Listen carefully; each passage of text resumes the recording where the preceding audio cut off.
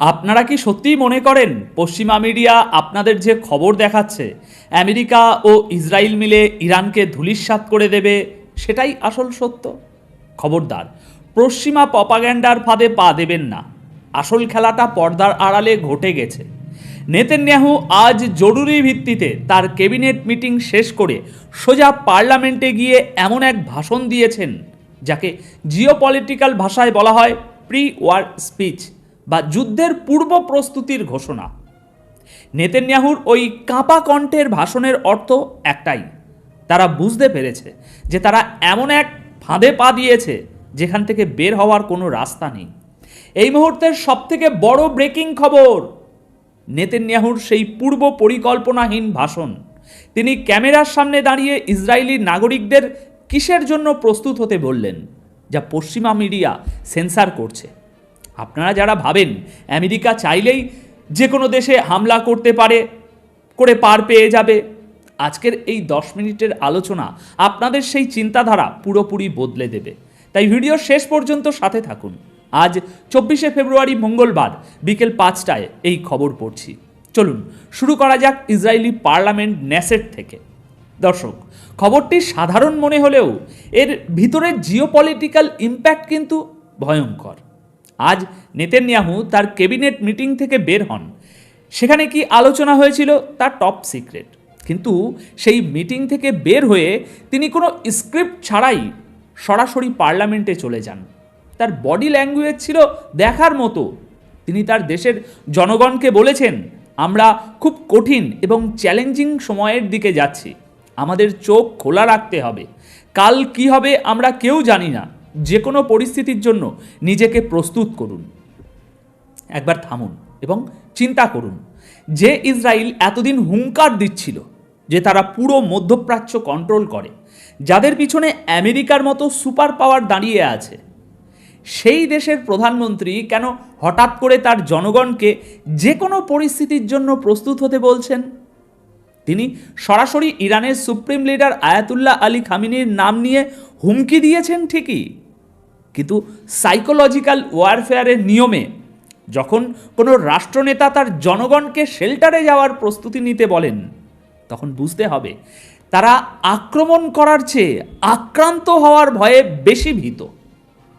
দেখুন দর্শক, আমেরিকার সাবেক প্রেসিডেন্ট জর্জ ডব্লিউ বুশ আফগানিস্তানে হামলার আগে ঠিক এরকম একটি ভাষণ দিয়েছিলেন, কিন্তু বুশের ভাষণ ছিল আক্রমণ করার, আর এখানে নেতানিয়াহুর এই ভাষণ হলো ডিফেন্সে যাওয়ার, বাঁচার তাগিদে দেওয়া ভাষণ। তিনি জানেন আকাশ থেকে যখন ইরানের হাইপারসনিক মিসাইলের বৃষ্টি হবে, তখন আয়রন ডোম বা ডেভিড স্লিংয়ের মতো ডিফেন্স সিস্টেমগুলো খেলনা ছাড়া আর কিছুই মনে হবে না। আচ্ছা, আপনারা কি জানেন যুদ্ধের প্রথম সিগন্যাল কোথায় পাওয়া যায়? বর্ডারে নয়, স্টক মার্কেটে। ইসরায়েলের ভিতরে এখন কি চলছে জানেন?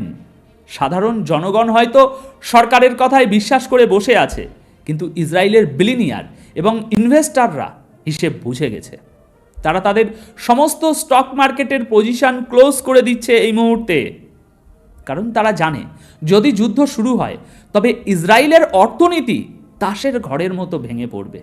তারা তাদের সম্পদ ডলারে, তেলে বা গোল্ডে কনভার্ট করে ফেলছে।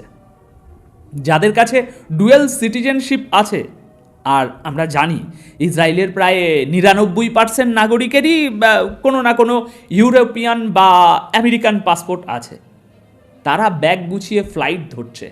15 লাখের বেশি মানুষ ইতিমধ্যে দেশ ছেড়েছে বলে তথ্যে জানা যাচ্ছে। আপনারা নিজেদের প্রশ্ন করুন, যদি আমেরিকা তাদের সামরিক বহর পাঠিয়ে ইসরায়েলকে পুরোপুরি সুরক্ষিত করেই থাকে, তবে এই এলিটরা পালাচ্ছে কেন? কারণ তারা জানে আমেরিকার যুদ্ধজাহাজ তাদের ভূখণ্ডকে রক্ষা করতে পারবে না যদি যুদ্ধ লেগে যায়। তারা জানে এই যুদ্ধটা শুধু সামরিক ঘাঁটির মধ্যে সীমাবদ্ধ থাকবে না, এই যুদ্ধের আগুন তাদের প্লাজা, তাদের মার্কেট, তাদের বাড়িঘর পর্যন্ত পৌঁছাবে। এটাই হলো সাইকোলজিক্যাল পরাজয়। একটা গুলি ফায়ার হওয়ার আগেই ইসরায়েলের অর্থনীতি এবং এলিট ক্লাস হার মেনে নিয়েছে। এবার আসুন আজকের সবচেয়ে গুরুত্বপূর্ণ পয়েন্টে। জিওপলিটিক্স যারা বোঝেন তারা ইরানের এই চালটিকে শতাব্দীর অন্যতম সেরা কৌশলগত বিজয় হিসাবে মানতে বাধ্য। আপনারা খবর পড়ছেন যে আমেরিকা মধ্যপ্রাচ্যে তাদের সামরিক শক্তি বাড়াচ্ছে, যুদ্ধজাহাজ পাঠাচ্ছে।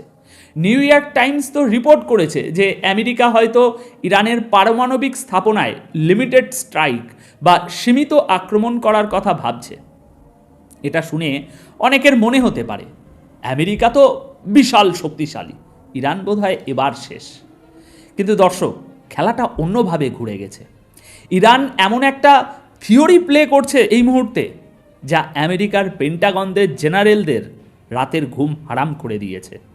ইরান ওয়াশিংটনকে খুব পরিষ্কার একটা মেসেজ দিয়েছে, যদি ইসরায়েল একা আমাদের উপর হামলা করে আমরা শুধু ইসরায়েলকে মাটির সাথে মিশিয়ে দেব, কিন্তু আমেরিকা যদি এই হামলায় সরাসরি অংশ নেয় বা আমেরিকার কোনো ঘাঁটি থেকে আমাদের উপরে হামলা হয়, তবে আমরা ইসরায়েল এবং পুরো মধ্যপ্রাচ্যে থাকা আমেরিকার প্রতিটি সামরিক ঘাঁটিতে একযোগে হামলা করব। Broom! This is master stroke. আপনারা কি বুঝতে পারছেন এখানে কি ঘটল? ইরান আমেরিকাকে একটি পরিষ্কার চয়েস দিয়েছে। তুমি কি ইসরায়েলকে বাঁচাতে গিয়ে মধ্যপ্রাচ্যে তোমার নিজের সাম্রাজ্য ধ্বংস করতে চাও? আমেরিকা খুব ভালো করেই জানে সরাসরি ইরানের সাথে যুদ্ধে জড়ালে এই যুদ্ধ শুধু ইরান আর আমেরিকার মধ্যে সীমাবদ্ধ থাকবে না, 8 থেকে 10টি দেশ এই যুদ্ধের লাপেটে চলে আসবে। আমেরিকার যেসব ঘাঁটি বিভিন্ন আরব দেশে আছে সেগুলো ধ্বংস হবে।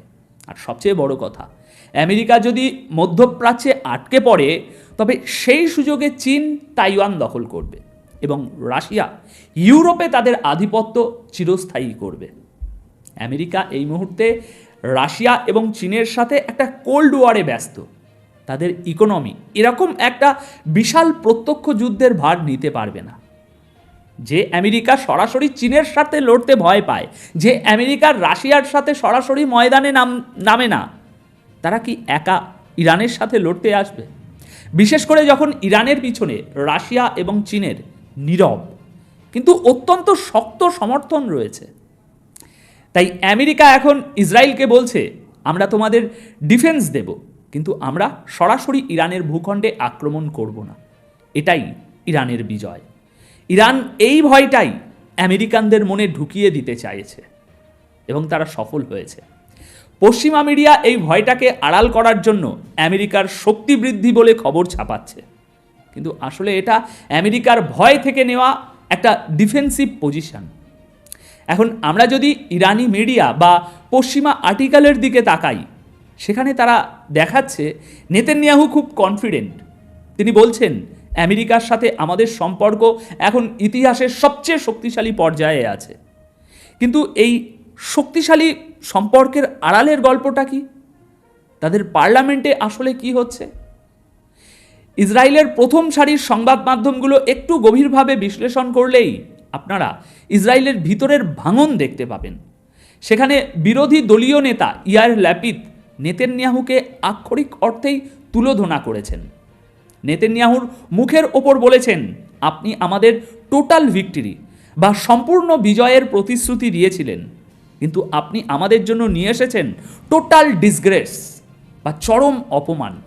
ল্যাপিদ বলেছেন, ইতিহাস আপনাকে শুধু ব্যর্থতার জন্যই মনে রাখবে। আপনি যতই ইতিহাস বদলানোর চেষ্টা করেন না কেন, আপনি ব্যর্থ। আপনারা কি পরিস্থিতিটা বুঝতে পারছেন? যে দেশ একটি অস্তিত্ব রক্ষার যুদ্ধের দ্বারপ্রান্তে দাঁড়িয়ে আছে, তাদের নেতারা নিজেদের মধ্যেই এরকম কাদা ছোড়াছুড়ি করছে।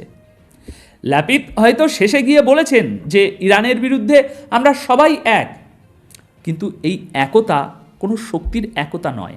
এই একতা হলো মৃত্যু ভয় থেকে তৈরি হওয়া বাধ্যবাধকতা। তারা জানে যদি তারা এক না হয় তবে এই ভূখণ্ডে তাদের আর কোনো অস্তিত্ব থাকবে না। আপনারা একবার চিন্তা করে দেখুন, 57টি তথাকথিত ইসলামিক রাষ্ট্র আজ নীরব দর্শক। কারো কোনো স্ট্যান্স নেই, কারো এক বিন্দু সাহস নেই ইসরায়েল বা আমেরিকার চোখের দিকে তাকানো। অথচ ইরান সম্পূর্ণ একা দাঁড়িয়ে এই পশ্চিমা ব্লক এবং তাদের মিত্রদের চোখে চোখ রেখে চ্যালেঞ্জ ছুড়ে দিচ্ছে। এবং শুধু চ্যালেঞ্জই ছুটছে না, তাদেরকে তাদের নিজেদের ঘরে আবরুদ্ধ করে রাখছে।